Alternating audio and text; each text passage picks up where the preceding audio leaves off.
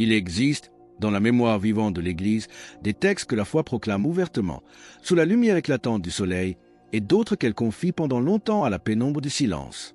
Ce n'est pas par peur, ni par un manque de confiance en la providence, mais par un sens écrasant de la responsabilité pastorale. Pendant des décennies, une partie spécifique du message de Fatima est restée ainsi gardée, lue par une poignée d'élus, comprise lentement, sans hâte, à l'abri des regards du monde. C'est ce que nous connaissons aujourd'hui sous le nom de troisième secret de Fatima. Loin d'être un simple récit destiné à satisfaire une curiosité morbide ou à alimenter les titres des journaux, ce secret est une parole lourde de sens, déposée directement dans la conscience de l'Église. Pourquoi ce mystère? Pourquoi écrire une prophétie si elle ne devait pas être annoncée immédiatement?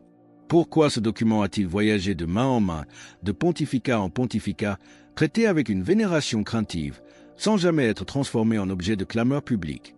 Comme petit merci de nous rejoindre aujourd'hui, nous offrons un moment de bénédiction partagée. Commentez avec le mot foi si vous êtes ouvert à recevoir une pensée finale spéciale dédiée à tous ceux qui participent. Et s'il vous plaît, appuyez sur j'aime si vous appréciez ces moments. Les théologiens et les pasteurs, dans leur sagesse, ont souvent souligné une vérité essentielle. Tout ce qui est vrai n'est pas nécessairement destiné à être dit à l'instant même, et tout ce qui est révélé n'est pas facile à porter pour les épaules non préparées. Certaines paroles divines exigent une maturité spirituelle profonde, d'autres demandent un discernement patient, d'autres encore ne deviennent limpides que lorsque l'histoire elle-même a préparé le terrain pour leur réception. Le troisième secret n'est pas né pour effrayer les fidèles, mais comme un avertissement solennel et un appel vibrant. Ce n'est pas une prédiction de fatalité, mais une boussole pour la fidélité dans l'épreuve. Restez bien avec nous, car au fur et à mesure que notre histoire se déroule, nous découvrirons une perspective sur ce message qui ne concerne pas seulement le passé, mais qui éclaire votre propre avenir spirituel d'une manière qui pourrait vraiment vous surprendre. Pour comprendre la gravité de ce silence, il nous faut remonter le fleuve du temps jusqu'à la source, à l'année où le ciel a déchiré les nuages, 1917. Tandis que l'Europe se déchirait dans les tranchées de la Première Guerre mondiale et que l'humanité semblait avoir perdu son équilibre moral, un petit hameau inconnu du Portugal, Fatima, entrait silencieusement dans l'histoire sainte. Ce n'était pas un centre de pouvoir, ni une capitale intellectuelle. C'était une terre aride, une terre de bergers, de familles vivant du travail de leurs mains et du rythme de la prière. C'est là que Dieu a choisi de parler, confirmant une fois de plus cette vérité éternelle de l'Écriture. Mais ce qui est folie dans le monde, Dieu l'a choisi pour confondre les sages. Ce qui est faible dans le monde, Dieu l'a choisi pour confondre ce qui est fort. 1 Corinthiens 1h27. C'est dans ce décor d'humilité que 3 enfants, Lucia dos Santos et ses cousins Francisco et Jacinta Marto, ont témoigné avoir vu, entre mai et octobre, une dame venue du ciel. 6 fois, elle est apparue, toujours au même endroit, toujours avec un message qui ne cherchait pas les applaudissements, mais l'écoute du cœur. Ceux qui relisent aujourd'hui ces récits sont frappés par leur sobriété. Pas de discours théologique complexe, mais un appel constant à la prière, à la conversion et à la confiance absolue en Dieu. Cependant, au cœur de ces rencontres célestes, un moment précis allait marquer l'histoire du XXe siècle. Le 13 juillet 1917, lors de la 3e apparition, une vision plus profonde fut accordée aux enfants. Ce n'était pas une simple image pieuse, mais un ensemble de réalités spirituelles foudroyantes que Lucia décrirait bien plus tard comme un unique message divisé en 3 parties. 2 de ces parties furent révélées assez vite, mais la 3e fut scellée. Que avait-il vu de si bouleversant ce jour-là pour que l'Église garde le silence pendant près d'un siècle? Quel était ce poids qui pesait sur le cœur de la petite Lucia? Pour saisir la profondeur de ce mystère, il faut d'abord comprendre la structure même de la révélation donnée au petit berger. Ce jour de juillet 1917, la Vierge ne leur a pas seulement montré une image figée, mais une fresque spirituelle en 3 actes. Les 2 premières parties du message, qui fut rendu public bien avant la 3e, parlaient avec une clarté redoutable. Elles exposaient sans détour la réalité crue du péché, la nécessité impérieuse de la conversion des cœurs et les conséquences tragiques que l'humanité devrait affronter si elle s'obstinait à s'éloigner de Dieu. Ces paroles étaient fortes, certes, parfois même tranchantes, mais elles restaient compréhensibles, s'inscrivant dans la logique familière de l'appel biblique à la repentance. Cependant, la 3e partie de ce message céleste allait suivre un chemin radicalement différent, un chemin pavé de silence et d'ombre. Sœur Lucia, devenue la gardienne solitaire de cette mémoire après la mort prématurée de ses cousins Francisco et Jacinta, a gardé ce secret pendant de longues années. Ce n'était pas par cachotterie, mais par une obéissance stricte et une conscience aiguë que toute vérité n'est pas bonne à dire tant que le cœur n'est pas prêt à la recevoir. Ce n'est qu'en 1941 que les 2 premières parties furent dévoilées au monde. Mais pour la 3e, il fallut attendre davantage. Ce n'est qu'en janvier 1944, dans un moment de grande souffrance physique et d'épreuve intérieure, que Lucia consentit finalement à coucher cette vision sur le papier. Elle expliqua elle-même plus tard que cette hésitation ne naissait pas de la peur, mais d'un écrasant sens des responsabilités. Une fois rédigé, ce texte fut glissé dans une enveloppe scellée, commençant alors un long voyage secret vers les archives du Vatican. Imaginez ce document, passant de main en main, d'évêque en once jusqu'aux papes successifs. Jean excite, Paul VI, Jean-Paul II, tous ont brisé le sceau, lu le contenu, médité dans la prière, et tous, sans exception, ont choisi de le refermer et de le garder dans le silence. Ce n'était pas un oubli, ni une négligence. C'était un acte de discernement pastoral suprême. Pourquoi ce silence prolongé? Dehors, le monde s'agitait. Les spéculations allaient bon train, alimentant les peurs les plus folles. On imaginait des prophéties apocalyptiques détaillées, des annonces de cataclysmes planétaires où la fin du monde daté est signée. Pourtant, ceux qui avaient lu le texte savaient que la vérité était ailleurs. L'Église, dans sa sagesse millénaire, comprenait que ce message n'était pas une énigme policière à résoudre, ni une boule de cristal politique, mais une vision spirituelle exigeant une maturité que l'époque ne possédait peut-être pas encore. Comme nous l'enseigne l'Ecclésiaste dans les Écritures, il y a un temps pour tout, un temps pour toute chose sous les cieux, un temps pour se taire et un temps pour parler. Ecclésiaste 3h01, 7. L'Église attendait le temps de Dieu. Ce silence, loin d'être une dissimulation, était une protection. Il s'agissait de protéger la foi contre des interprétations sensationnalistes qui auraient vidé le message de sa substance spirituelle. Si le texte avait été jeté en pâture à la curiosité publique trop tôt, n'aurait-il pas été réduit à un simple film catastrophe? La prudence de Rome visait à préserver la liberté des fidèles, nous invitant à une conversion intérieure plutôt qu'à une réaction de panique émotionnelle. Mais alors, si ce secret n'est pas une liste de catastrophes, qu'est-il vraiment? Qu'est-ce que Lucia a vu de si puissant pour que l'Église prenne tant de précautions avant de nous le livrer? La réponse réside dans la vision elle-même, une image de feu et de sang qui, une fois décryptée, change notre regard sur l'histoire. Lorsque le voile se lève enfin sur le contenu de cette vision, ce n'est pas un texte aride que nous découvrons, mais une scène d'une puissance dramatique inouïe, digne des pages les plus intenses de l'Apocalypse de Saint Jean. Sœur Luciane ne nous donne pas des dates ou des coordonnées géographiques. Elle nous plonge dans une atmosphère spirituelle saturée de symboles divins. Au centre de cette révélation, la première chose qui frappe le regard est un ange. Pas un chérubin paisible, mais un ange guerrier tenant une épée de feu dans la main gauche. L'image est terrifiante. L'épée scintille, elle émet des flammes qui semblent prêtes à incendier le monde entier, comme si le moment du jugement final était arrivé. C'est la représentation visuelle de la justice divine face à une humanité qui a perdu le sens du péché et qui s'enfonce dans les ténèbres. Mais soudain, la dynamique céleste change. Une lumière éclatante, plus forte que le feu destructeur, jaillit de la main droite de la Vierge Marie. Au contact de cette splendeur maternelle, les flammes de l'épée s'éteignent. C'est un moment théologique capital visualisé en une seconde. La miséricorde de Dieu, canalisée par l'intercession de Marie, a le pouvoir d'arrêter le bras de la justice. L'ange, son épée désormais éteinte, crie alors d'une voix forte 3 fois ce mot qui résonne comme un tonnerre. Pénitence, pénitence, pénitence. Ce n'est pas une condamnation, c'est un ultimatum d'amour pour sauver ce qui peut l'être. La vision se poursuit par un mouvement ascendant. Les petits bergers voient une montagne escarpée, au sommet de laquelle se dresse une grande croix faite de troncs bruts. Pour l'atteindre, il faut traverser une ville à moitié en ruine, tremblante et dévastée. C'est là qu'apparaît la figure centrale, un évêque vêtu de blanc. Lucia a le pressentiment intérieur qu'il s'agit du Saint-Père. Mais il n'est pas représenté dans la gloire de sa fonction. Il marche d'un pas vacillant, accablé de douleur et de chagrin. Il traverse cette ville détruite, symbole d'une civilisation ou d'une église en détresse, et sur son passage, il prie pour les âmes des cadavres qui jonchent le sol. C'est une image de compassion absolue au milieu du chaos. Arrivé au sommet de la montagne, prosterné au pied de la grande croix, le Saint-Père est tué par un groupe de soldats qui tirent sur lui plusieurs coups d'armes à feu et de flèches. Et il ne meurt pas seul.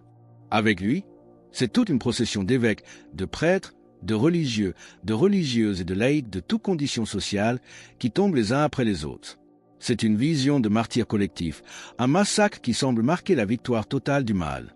Humainement, c'est une scène de défaite absolue. Pourtant, le détail final de la vision renverse cette perspective de désespoir. Sous les 2 bras de la croix, 2 anges sont là, chacun avec un arrosoir de cristal à la main. Ils ne sont pas spectateurs passifs, ils recueillent le sang des martyrs. Et ce sang, loin d'être perdu ou gaspillé, il le verse sur les âmes qui s'approchent de Dieu. Ce geste sacré nous rappelle cette vérité biblique profonde exprimée dans l'Épître aux Hébreux. Sans effusion de sang, il n'y a pas de pardon. Hébreux 9h22. Ici, le sang des témoins devient la semence de la vie nouvelle, la force qui purifie et régénère. La vision ne s'achève pas sur la mort, mais sur la fécondité spirituelle du sacrifice. Nous sommes donc face à une fresque mystique, un monde menacé par le feu, sauvé par la prière de Marie, et une Église qui doit gravir son calvaire pour être purifiée par le sang de ses propres enfants. C'est une image bouleversante, violente, presque insoutenable pour notre sensibilité moderne. Mais alors, une question brûlante se pose, celle-là même qui a tourmenté les papes pendant des décennies. Si cette vision ne décrit pas la fin du monde, de quoi parle-t-elle exactement? S'agit-il d'une prophétie déjà réalisée dans le passé, ou cette montagne raide est-elle encore devant nous? La réponse de l'Église, lorsqu'elle a enfin brisé le silence, a surpris le monde entier par sa profondeur inattendue. Lorsque l'Église, par la voix d'un cardinal théologien éminent chargé d'expliquer officiellement ce texte, a enfin brisé le silence, elle a offert au monde une clé de lecture qui a surpris beaucoup d'observateurs. Le message fondamental était clair. Le troisième secret ne doit pas être lu comme une prévision chronologique figée, un scénario de film catastrophe écrit à l'avance que nous serions condamnés à subir passivement.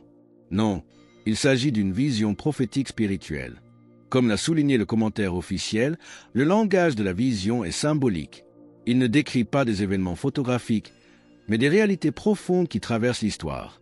La montagne escarpée, la ville en ruine, la croix rugueuse, tout cela compose le décor permanent du drame de la liberté humaine face à Dieu. Dans cette lumière, la figure du pape qui gravit péniblement la montagne ne représente pas seulement un pontife spécifique à une époque donnée, bien que Jean-Paul II se soit reconnu dans cette souffrance après l'attentat de 1981. Cette figure blanche symbolise le ministère pétrinien dans son ensemble, appelé à chaque époque à porter le poids de l'Église, à souffrir pour elle et avec elle. Ce n'est pas un triomphe terrestre fait de gloire et de puissance, mais une via crucis, un chemin de croix continue. La persécution et le martyre ne sont pas des accidents de l'histoire ou des exceptions malheureuses. Ils sont la marque de l'authenticité chrétienne lorsque l'Évangile se heurte à l'orgueil du monde. Jésus nous avait prévenus. S'ils m'ont persécuté, ils vous persécuteront aussi. Jean 15h20. La vision de Fatima nous rappelle que l'Église marche toujours sur les traces de son Maître. Si ce message de fidélité et de courage au cœur de l'épreuve résonne profondément en vous, et que vous vous sentez poussé à affirmer votre foi en cet instant, partagez Amen dans les commentaires ci-dessous. L'image de l'ange à l'épée de feu prend alors une dimension théologique vertigineuse. Elle ne signifie pas que Dieu est un tyran prêt à nous foudroyer par caprice. Elle illustre le fait que l'histoire n'est pas neutre. Nos choix collectifs et individuels ont des conséquences réelles. Le péché engendre la destruction. L'éloignement de Dieu crée un vide que la violence vient remplir. L'épée de feu est la représentation visible de la justice immanente qui menace un monde sans Dieu. Cependant, et c'est là le pivot de toute la révélation, cette épée s'éteint face à la splendeur de Marie. Cela signifie que l'avenir n'est jamais irrévocablement écrit. Il n'y a pas de destin fatal, fatum, dans le christianisme. La prophétie est conditionnelle. Elle nous avertit du danger pour nous donner la chance de changer de route. Comme le Seigneur le dit par le prophète Jérémie. Mais si cette nation sur laquelle j'ai parlé revient de sa méchanceté, je me repens du mal que j'avais pensé lui faire. Jérémie 18h08. Le troisième secret nous enseigne donc que le pouvoir de la prière est plus fort que les divisions atomiques ou les armées. La prière peut changer le cours de l'histoire. La vision nous montre que la souffrance des martyrs et la fidélité des croyants ne sont pas vaines. Elles sont recueillies par les anges comme un trésor précieux qui purifie le monde. Le sang versé n'est pas un échec, c'est une semence. En comprenant cela, nous réalisons que le message ne parle pas tant de la fin du monde que de la lutte quotidienne, acharnée et souvent invisible, entre le bien et le mal, une lutte qui se déroule au cœur de l'histoire, mais aussi au cœur de chaque homme. Ce n'est pas une histoire lointaine, c'est notre histoire. Et si ce message n'était pas un regard vers un futur hypothétique, mais un miroir tendu vers notre présent, une question silencieuse traverse alors chaque génération qui lit ce texte, une question qui pourrait bien redéfinir votre propre manière de vivre la foi aujourd'hui. Et si ce message, scellé pendant si longtemps, ne s'adressait pas à une époque lointaine ou hypothétique, mais directement à la manière dont chacun de nous vit sa foi aujourd'hui? C'est la question silencieuse qui traverse chaque génération, une interrogation qui, une fois posée, ne nous laisse plus de repos. Chers fils et filles, lorsque le message de Fatima atteint son cœur le plus profond, il ne le fait pas avec le langage fracassant de la peur, mais avec la voix douce et insistante d'une mère qui aime trop ses enfants pour les laisser s'égarer au bord du précipice. La Vierge ne se présente pas à nous comme un juge sévère édictant des sentences, mais comme un refuge maternel au milieu de la tempête. Dans ces paroles que la tradition de l'Église a reconnues comme authentiques, il y a un appel d'une clarté cristalline. Ne vous laissez pas vaincre par le mal, ne vivez pas dans la distraction perpétuelle, ne remettez pas à demain ce qui concerne le salut de votre âme. Le temps qui nous est imparti n'est pas infini, et c'est précisément sa brièveté qui le rend si infiniment précieux. Nous avons souvent tendance à projeter la bataille spirituelle sur les grands écrans de l'actualité mondiale, dans les guerres et les crises politiques. Mais le secret nous ramène à une réalité plus humble et plus terrifiante. La véritable ligne de front traverse nos propres cuisines, nos salons, le secret de nos consciences et nos décisions quotidiennes. La lutte entre le bien et le mal ne se joue pas seulement à l'ONU ou dans les palais présidentiels. Elle se joue lorsque nous choisissons de pardonner ou de garder rancune, de dire la vérité ou de mentir par convenance, de prier ou de nous étourdir devant un écran. C'est ici que la parole de Dieu vient trancher nos hésitations avec une puissance éternelle. J'ai mis devant toi la vie et la mort, la bénédiction et la malédiction. Choisis la vie, afin que tu vives, toi et ta postérité. Deutéronome 30, 19. Ce choix n'est pas un événement unique. C'est une décision à renouveler à chaque battement de cœur. Chaque fois que l'homme choisit la justice, la lumière avance imperceptiblement dans le monde. Chaque fois qu'il s'éloigne de Dieu par paresse ou orgueil, son cœur s'affaiblit, sa conscience obscurcie et il devient plus vulnérable à la confusion ambiante. Le mal gagne du terrain non pas par sa propre force, mais par le vide laissé par notre manque de sainteté. Le troisième secret, relu ainsi, devient un miroir brûlant. Il nous demande « Où te situes-tu aujourd'hui ? Es-tu de ceux qui montent la montagne avec le Christ, acceptant sa croix, ou de ceux qui restent en bas? Indifférents, la vision de Fatima nous montre que la neutralité est impossible. Dans ce grand drame de l'histoire, il n'y a pas de spectateurs, seulement des acteurs. Mais rassurez-vous, ce constat n'est pas là pour nous accabler. Au contraire, il est là pour réveiller notre grandeur d'enfants de Dieu. Nous avons le pouvoir, par nos petites vies ordinaires, d'influencer le combat spirituel cosmique. Cependant, le message de Fatima ne se contente pas de nous laisser face à cette responsabilité vertigineuse. Il ne se termine pas par l'obscurité ou l'angoisse du combat. Il s'achève sur une promesse lumineuse, une garantie de victoire qui nous a été donnée pour traverser les temps les plus sombres. Il existe un lieu précis, un abri spirituel que Dieu a préparé pour notre génération, et des armes très spécifiques, d'une simplicité déconcertante, que la Vierge nous a mises entre les mains.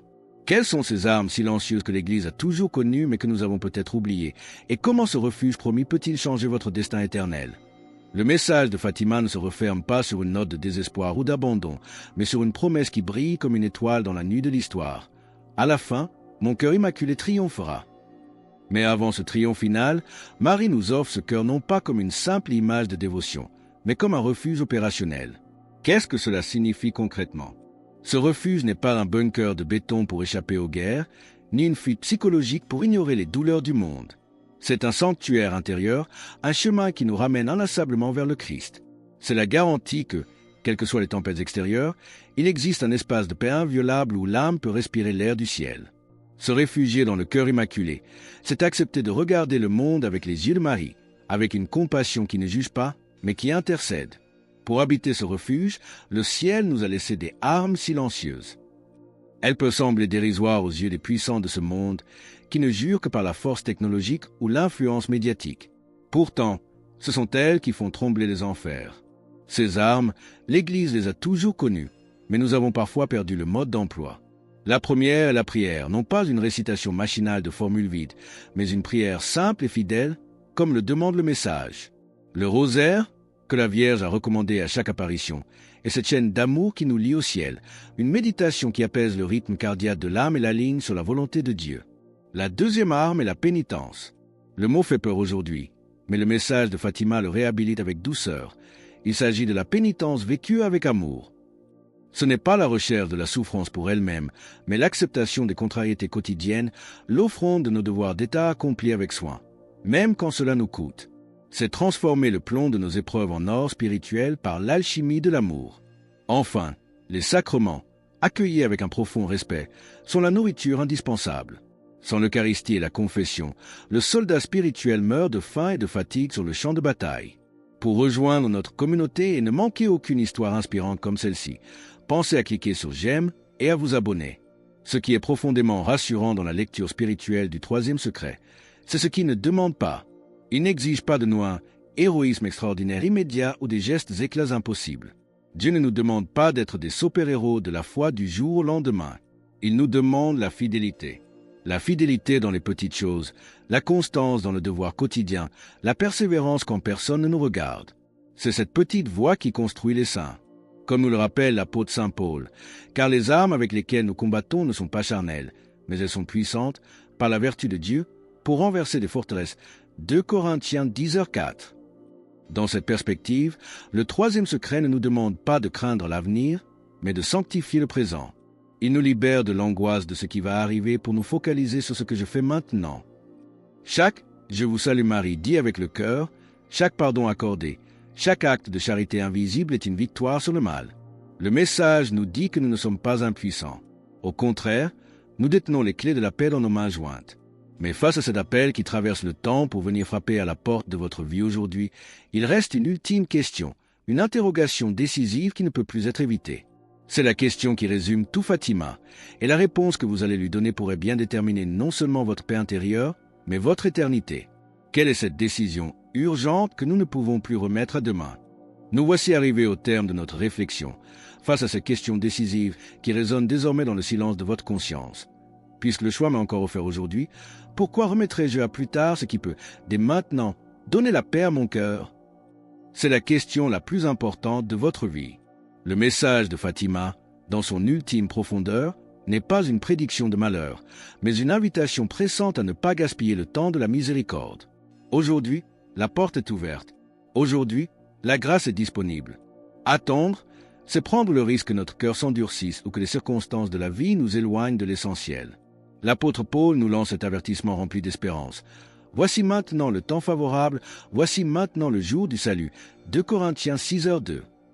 Il est tentant de croire que nous nous convertirons un jour, quand nous serons plus vieux, quand nous aurons plus de temps, quand les crises seront passées. Mais le secret nous enseigne que le moment parfait n'existe pas, il n'y a que le moment présent. C'est maintenant, au milieu de vos imperfections, de vos doutes et peut-être de vos fatigues, que Dieu veut faire alliance avec vous. Choisir Dieu aujourd'hui, ce n'est pas nécessairement changer de vie de manière spectaculaire aux yeux du monde, mais c'est réorienter l'aiguille de votre boussole intérieure vers le nord véritable. C'est décider que, quoi qu'il arrive dans l'actualité mondiale, votre âme appartient au Christ et que votre main est fermement tenue par celle de Marie. Car voici la vérité consolante qui doit effacer toute trace de peur en vous. Marie n'abandonne jamais ses enfants. Elle ne nous a pas livré ses secrets pour nous laisser orphelins face à l'histoire. Elle nous accompagne, elle nous protège, elle nous conduit avec une patience infinie vers son Fils. Ceux qui s'offrent à elle, même au cœur des épreuves les plus sombres, ne marchent jamais seuls. Ils avancent entourés d'une présence maternelle invisible mais puissante, une présence qui transforme la peur en confiance et la solitude en communion.